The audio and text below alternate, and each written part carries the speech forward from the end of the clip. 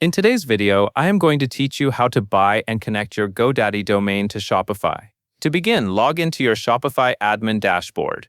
This is where you manage your store settings, products, and domain options. Once you are signed in, look to the lower left side of the screen and open Settings. Inside Settings, select Domains. This section is where Shopify lets you manage existing domains, connect outside domains, and purchase a new one directly through the platform.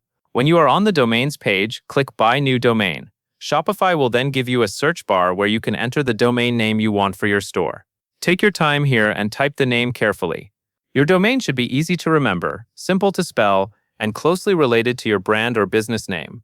This helps customers find your store more easily and makes your site look more professional. After entering the name you want, Shopify will check whether that domain is available. If it is available, you will see the option to move forward with the purchase. Click Buy to continue. If the exact name is not available, you may need to try a variation. But if the name you want is open, you can go straight to the next screen.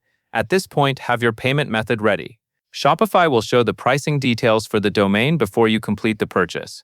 Review the information carefully so you know exactly what you are buying. This is a good moment to confirm the spelling of the domain one more time, because domains need to be accurate and consistent with your store name. Once everything looks correct, click Buy Domain to complete the purchase. After the payment goes through, the domain will be added to your Shopify store. In many cases, Shopify will handle the setup automatically, which makes the process very simple. That means your new domain can be connected to your store without needing extra technical work on your end. If your goal is to use a domain purchased through Godaddy with Shopify, the general process starts the same way by managing your domain settings from inside Shopify and then confirming the purchase and connection steps as prompted. The key is to make sure the correct domain is selected and fully added to your store. That covers everything you need to know.